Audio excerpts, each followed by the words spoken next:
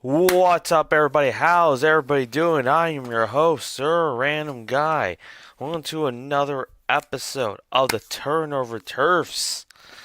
We have things to talk about. Sport, of course, we're going to talk about the aforementioned games that happened over the course of the weekend. But man, let's get the first news out of the way, starting with.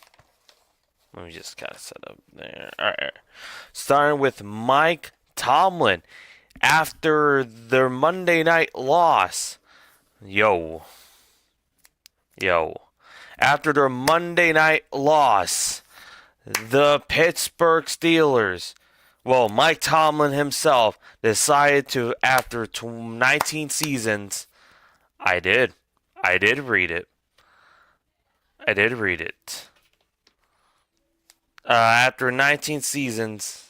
Oh. Oh, that.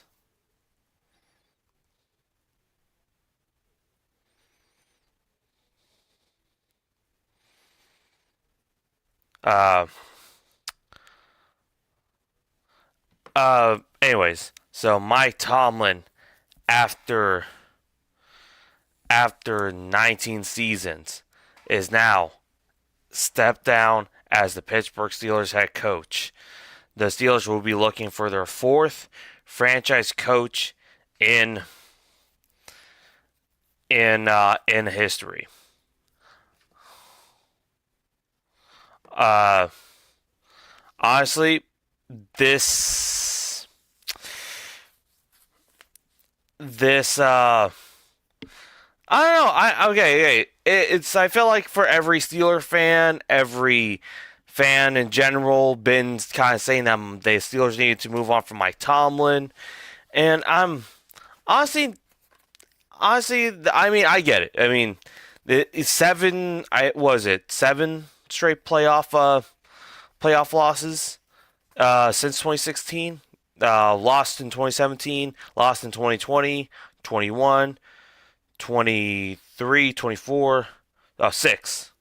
Six playoff losses and six straight playoff losses. And I mean, is Mike Tomlin a good head coach? I believe he is. But I think it's just those ones like Seattle did with Pete, like we just saw last week with John Harbaugh in Baltimore. Um,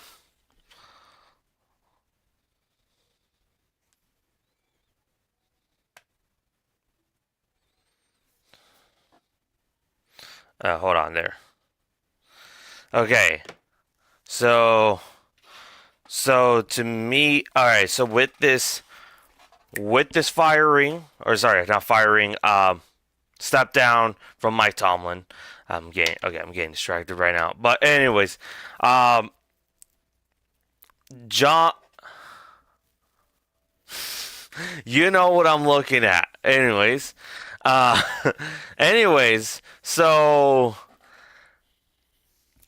I mean, it was time. It was time. Like Seattle did with Pete Carroll, like just last week with John Harbaugh with Baltimore. I just felt like it was time in general. I think everyone knew it was time for Mike Tomlin to be out in Pittsburgh.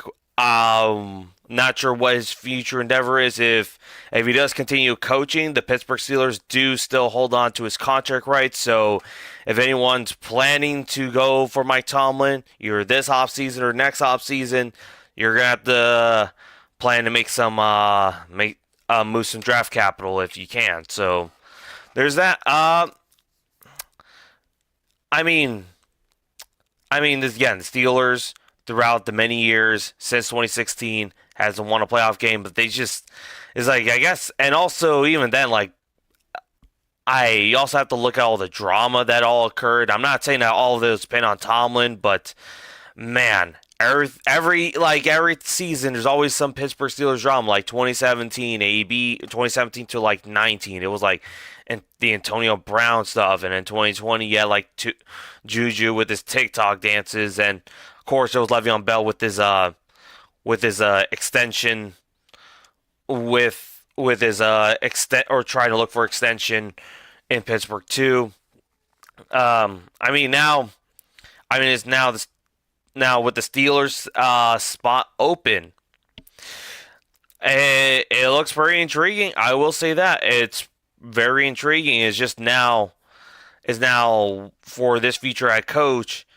I wonder how they're gonna is gonna work between him, the general manager, and possibly Art Rooney in the area. So we're gonna see something that we're gonna see how this goes. We're gonna see whether or not Tomlin was the reason why they kept winning games, or we're gonna see. Well, okay, a lot of it was high end talent, but or is this gonna be the first season since I don't even know when first season in like God knows how long the Steelers will have a losing season. We shall see. The quarterback, of course, I guess we'll get to the wild card games in a moment. Let me just get to them right now. But I'll get to that Steelers wild card game shortly. Starting with Saturday, the Carolina Panthers played against the LA Rams. They played earlier, and of course, the Panthers got the first matchup around, and then the second time, fortunately, yes, saying as a Seahawks fan, the Rams won. We were close. America was close to see a major upset in the playoffs. The Carolina Panthers were close, but no cigar. I mean, Bryce Young threw that pick. The Panthers had opportunities to win their game. I'm I am utterly disappointed that the Panthers lost, but hey, Carolina tried. Carolina did try to do everything they can to get the win. It is what it is at this point. Now the LA Rams are going to advance to the team that won on Saturday as well, and that is the Chicago Bears. The Bears being down 21-3 going to halftime, looking like it's going to be another typical Bears Packers stereotype where the Packers will own the Chicago Bears in Chicago. But guess what? At halftime, the Bears made some adjustments. The Packers just, you had that. You had it. It's like you were there. Congratulations to the Bears. Congratulations. I'm just, Green Bay. You had that. You had that in your grasp. All you had to do was just put the foot on the gas. You had to let it go. And then in the fourth quarter, when the score was 21 to 6, the Bears scored 25 unanswered points to win the game 31 to 27. I mean, congratulations Chicago Bears. Congratulations to Ben Johnson. Gained their first playoff win in 15 years. I mean, Ben Johnson really was very ecstatic. The Bears were very ecstatic. They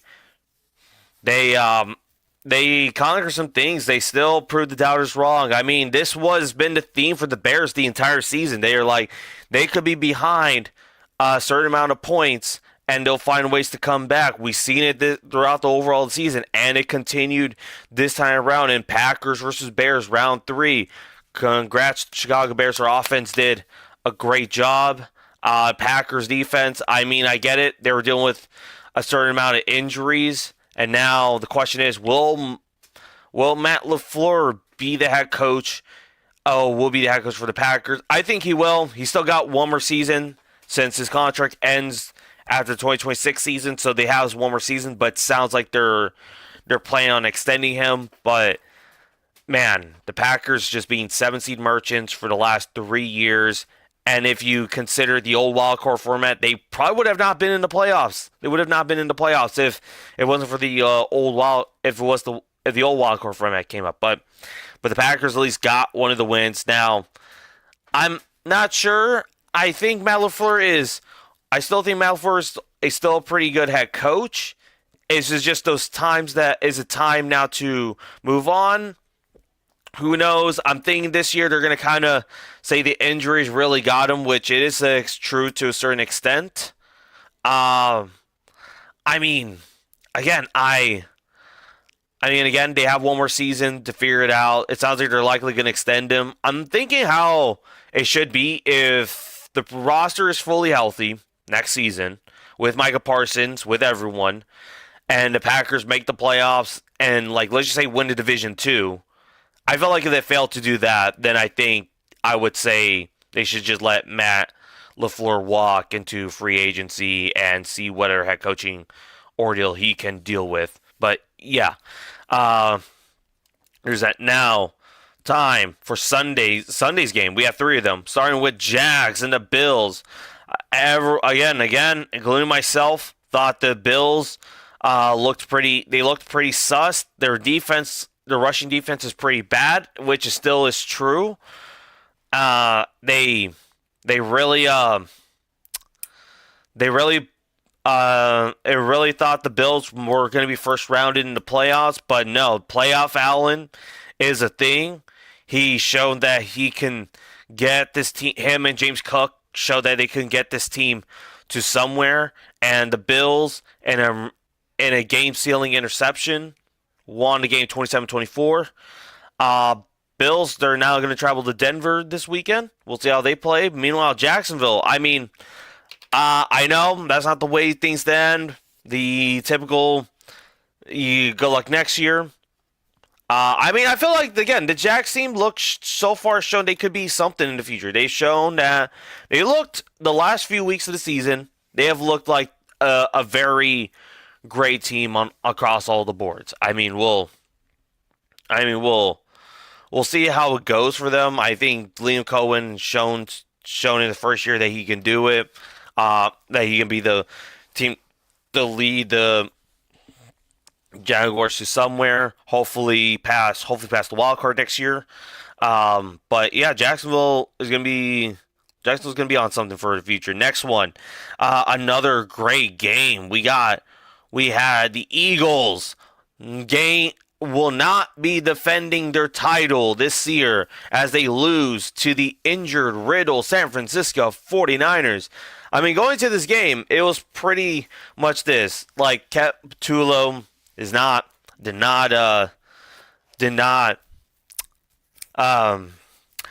show that this is why people were hating on him. Eagles fans, primarily, of course, were not a fan of Patulo's play calling. It was very predictable. Like, the offense was not getting nowhere in some games. Everyone kind of figured it out if you actually have a great defense.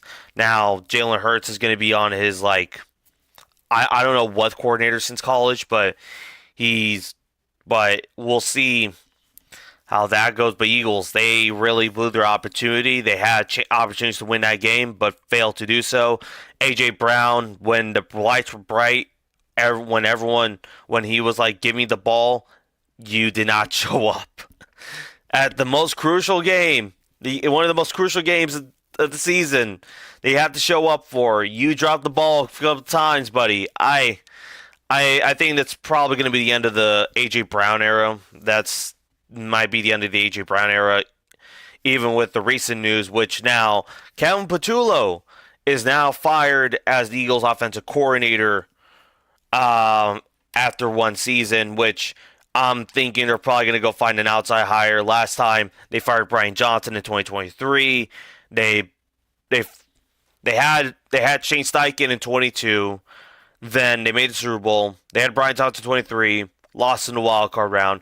They brought in Kellen Moore in 24, won the Super Bowl this time. And in 2025, Kevin Patulo as a promotion hire via promotion, did not get the job done. I think. Again, the Eagles OC job is going to be a very hot position if you know what you can do, especially with the offense with Jalen Hurts, Saquon Barkley, Devontae Smith, and we'll see how the A.J. Brown situation goes this offseason. But if he's gone, he's gone. If he's there, then I feel like it might depend on who's the OC is. Because again, Mike McDaniel, he's now along, which I'll bring into the other news shortly, because I forgot there's been a couple more firings since last time an episode aired here. But yeah, Eagles, just cannot come in clutch. They'll lose. Now the Niners will be trying with Seattle, which I'll get to that game later. Now the next one, the final game on the Sunday slot was Chargers versus Patriots, a matchup that nobody really knew what this game was going to occur. But it pretty much just showed that Justin Herbert, man, 0 for 3 in playoff games. That offensive line just did not help Herbert whatsoever. The Patriots defense just put up a great performance. Only held the Chargers down to 3 points. And there was only like one total touchdown in that game. But yeah, this was the game. Drake May, Drake May was not his best, but he did play still solid. He was able to get some plays out for him. But yes, the New England Patriots will. Why wasn't Anthony invited? I don't know. I thought y'all were going to be hitting the face of the earth. I just did it right now. Anyways, the Chargers lost this game. The Chargers lost this game. Is Justin Herbert overrated? A little bit, but still, I will say that O-line really did not give him any time whatsoever in the pocket. I mean, next season, we'll see how that goes. But they did fire offensive coordinator Greg Roman from the LA Chargers, so I think that was a positive move either way. Greg Roman kind of show you how to do great in the run game, but man, that offense gets if it gets exposed, it can get exposed very quickly. But yeah, Greg Roman is now gone. Now the final game, which I talked a little bit of, which led to Mike Tomlin, but the Texans defense, really the defense put up a monster performance against the Pittsburgh Steelers, and most likely sending Aaron Rodgers off with a career ceiling pick 6. And I was watching this game. I was just thinking, like, man, this is an end of an era type deal. I felt like everyone knew this was going to be Rodgers' potential final game. I mean, the Steelers, for a good portion of it the Steelers defense, for a good portion of it, did try to hold them down. They did try, like, the Steelers defense did take advantage of the Texans' mistakes. They got a few turnovers over it, and the Steelers offense could not produce for the life of them. I thought maybe for a quick second this game was going to end like 10-7, like a 9-7 game, maybe 12-7. I thought this game was going to be a Steelers win for a quick second there, but no, this Texans defense just overshadowed how the Texans offense played on Monday Night Football, and they won 30-6, and even in 2 defensive touchdowns in this game. So even if you remove those touchdowns, I think it was total of 13 points because they did not get the extra point attempt on one of them. So 13 points? That would be 17. This game would have been done 17-6 with the offensive. But yeah, the Steelers offense just did not look great. But now Mike Tomlin being gone, we'll see who's the new coach in Pittsburgh. It's going to be very interesting. And of course, Aaron Rodgers still has his future in question as well. Will he retire? It seemed like it was going to be retirement this year, but now it could be a possibility he could return for one more year, either with the Steelers. Maybe he goes to Minnesota just to complete the Favre cycle. Indy's looking like a very interesting spot. But yeah, these are the playoff games. But yeah, I guess before we continue, let me just go over the firings, which I know it's less than almost a week old already, but I'm still going to mention him.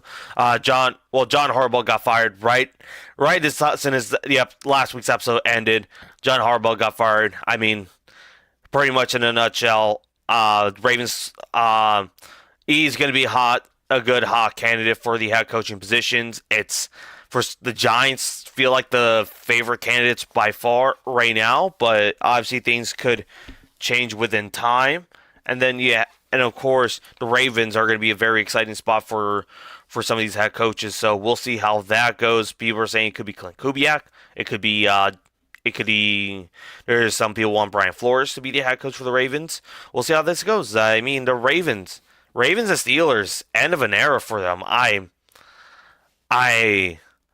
It just feels weird. It's like, it's always like it's always those moments I just keep thinking like, oh, will it happen? Will it not happen?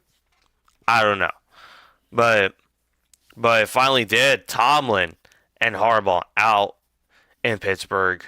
Mike McDaniel is also one of the firings that was fired on Thursday, and I think based on how it felt like that one, I'm thinking the GM that they wanted, which they did hire, who was from the Packers, I think is John Sullivan or something like that, and I think they knew that they had to. I think they knew that if the GM wanted to be with the Dolphins, it sounded like Mike McDaniel had to go. Not saying that was like any facts reported, but that's just the energy it felt like. And also John Harbaugh being in the head coaching position, because just as soon as John Harbaugh got fired, then now the Mike McDaniel spot has been cleared up. So we'll see. We'll see. I don't think they're going to get Harbaugh. I don't think the Dolphins will get Stefanski either. My prediction is, well, let's just go back to a time when a certain head coach got the Dolphins a Super Bowl. But let's just skip a generation, 2 generations later, the grandson of Don Shula. He's been a hot candidate right now. He's the defensive coordinator for the Rams. Mike McDaniel's out of Miami. Could this be the fit? Chris Shula to the Dolphins. Just see what maybe he got what his grandfather has, winning. You never know, but yes, Mike McDaniel got fired. But now, with that being said, I am just gonna go over the wild card pick'ems for this week, or the divisional round pick'ems for this week. Basically, a preview of each game, a little more in depth, or at least try to. But here we go. So, first one, starting with game 1. We got on Saturday at 4:30 Eastern. We got the Buffalo Bills traveling to Denver for which is a wild card rematch, mind you. This is a rematch from last year's playoff game. The Bills hosted the Broncos, and the Bills just put up a dominating performance against the Denver Broncos. But this time, the Broncos, they are a bit of a different team this time around. The Broncos still have a great, solid defense. Their offense is still the one in question. Kind of sort of the Texans, but I think the Broncos' offense is a bit better than Houston's. But can this defense do enough to stop playoff Josh Allen? I think that's going to be the question in mind. Because Josh Allen went to Jacksonville, played against a solid Jags defense, and played very good. This time, again, could we see Josh Allen do the exact same thing with Denver this time? And Denver's last loss in the regular season was to Jacksonville, Week 16. And the Jags put up a dominant offensive performance that the defense of the Broncos could not do it. I could see the same thing. I feel like this game could end in a shootout in some way. But I am going to go take the Buffalo Bills over the Denver Broncos in this game. Give me the Buffalo Bills in the AFC Championship game once again. Next one, we got Saturday Night Football. We got the Seattle Seahawks, the 1 seed, going against the San Francisco 49ers. This time in Seattle, round 3. I mean, let's look at this. Last time these teams faced was just 2 weeks. Was 2 weeks ago when when it was a Week 18 matchup, 501 seed. The Seattle's defense put up a great dominating performance. Only held the Niners offense to 3 points in that game. Seattle didn't really score that much, and the score probably should have been a lot more. Give or take with the Jason Meyer field goals. I feel like our red zone offense definitely needed some cleaning up in that game, but Seattle came ahead, won that game 13-3. This time, the Niners. There's some good news and there's some bad news. Good news. Fred Warner seems like he's ready to play this week versus Seattle. And it felt like this was going to be it was going to happen if the Niners were willing to advance to the divisional round. But unfortunately, George Kittle will be out for the rest of the year with I believe it was a torn ACL or I think it was with the torn Achilles. And man, George Kittle really just been getting like injured throughout like a good part of his career now. But he's probably going to be out for a good amount of 2026. That's probably the energy he's feeling like we're going to be out for a good amount of majority 6, if not all of 2026. But yeah, but yes, the Niners are dealing with some injuries. But with Seattle, you got some players coming back as well. I think Elijah Roy is likely coming back. I'm not sure if Charles Cross is coming back this week. It sounds like he is, which that'll be a great pickup. Now it's just now whether or not can our offense be consistent? Is Clint Kubiak? I think a lot of people are going to be like, oh, it's Sam Darnold's like legacy game, which to a certain extent it is. But I think a lot of people are also feeling like this is I feel like to me this should be a game for more about Clint Kubiak than anything, because Clint Kubiak, I mean, I'm not sure he's shown that he can make these great play calls and like shown that this offense can be alive, but like the offense has just been like steady, like, and I'm not sure that's because people are kind of figuring him out, which could be a bit of it is, but also is it because he's just holding back? Like he knows the defense is going to put up great dominant performance, and the offense just needs to do they can to get by. Which, I mean, with these playoffs, you can't really be doing that. Like, but anyways, with this game, I am gonna pick the Seahawks to win at home. I feel like Seattle, this is a game, your first home playoff game since 2020. Your first time back in the bye week since I think 2014, because each time Seattle has gone the number 1 seed, they at least reached the Super Bowl. And I think it's going to continue here. The Seahawks have a much healthy roster. I think this team definitely can pull it off. But now on to, I guess this is more of a early afternoon game, or the early game on Sunday. We got I believe it's I think it's a 12:30 p.m. Pacific game, or 3:30 p.m. Pacific. I forgot, but it's gonna be on ESPN. We got the Texans, we got the Patriots. The Texans put up a dominant defensive performance against the Steelers. Meanwhile, the Patriots put up another defensive performance against the Chargers. I mean, if we're gonna look at this, who has the better offense? The New England Patriots. Who has the better defense? The Houston Texans. Better head coach? That's probably question. I feel like you could give the edge a bit to Mike Vrabel, since he has made the AFC Championship game. He has at least won. He has a little more experience than D'Amico Ryans, but I wouldn't say by too much.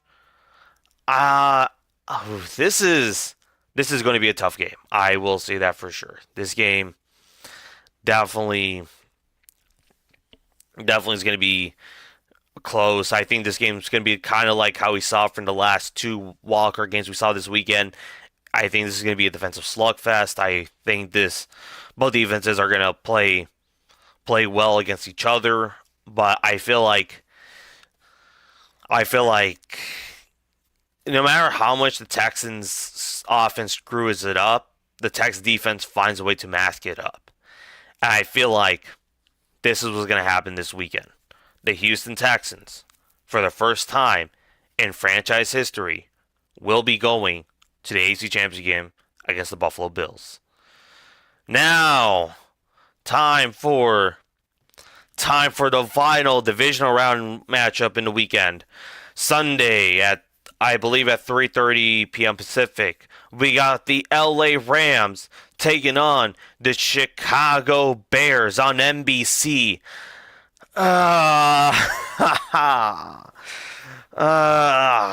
Congrats to the Bears. Congrats to the Chicago Bears. Do I think they could come back during the Rams game? Yes, I do think the Bears are still going to put up a fight. It's just now the Bears defense. Can they hold up? That defense just either been injured, but they just don't. They can't really mount any pressure whatsoever. I mean, granted, yes, the second half the Bears adjusted against the Packers, but it just felt like the Packers were just just dealing with an injured squad. Meanwhile, the LA Rams, I mean, they still shown they can still be a great team. I mean, the Bears are definitely going to put up a fight. This game could end in a shootout. I'm. I think this game's gonna go is I think the Rams are gonna be up by maybe 17-7. Then the Bears slowly come back, make it like a 27-27 game, and then I think the Rams just similar with the how the NFC divisional round went, where the Rams almost blew that lead against the Buccaneers. Um, I think it's going to end kind of similar to it, where the Rams get a game-winning field goal by Harrison Memphis to beat the Bears, like 30-27. I'm going to pick the Rams. Realistically, I am rooting for Chicago, though. I am rooting for Chicago. Go Bears, but I think realistically the Rams are going to win. But those are your divisional round weekend pick'ems. And the latest news so far. But I wish everyone a happy Tuesday, great week. Wish everyone luck in the playoffs, unless you're the LA Rams or the Niners. But everyone, y'all stay safe and peace out.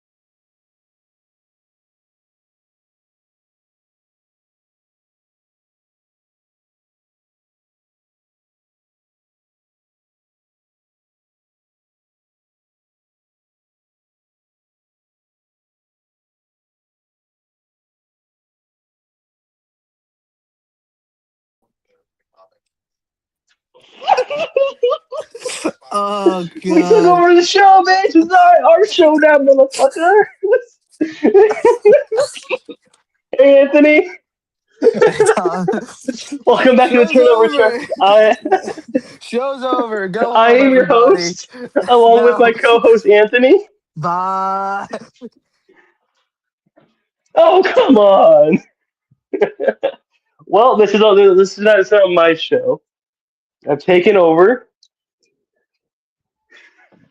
Anthony, come back in, please.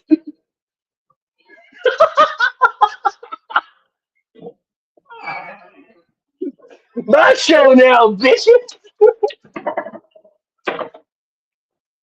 Let's see. Now that I'm the sole ruler of this show, um, no advocating that we we everybody that's going to this show, we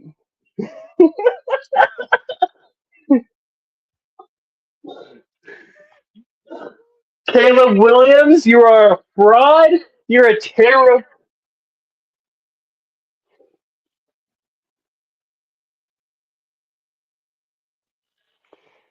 This is my show.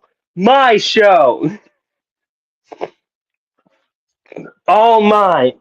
I'm now the ruler of the show. We're gonna rebrand into the Thomas Conrad show. If we're lucky, we might get guest stars. My show. Nobody else. We are going for an hour. We need to add revenue. We are all very poor.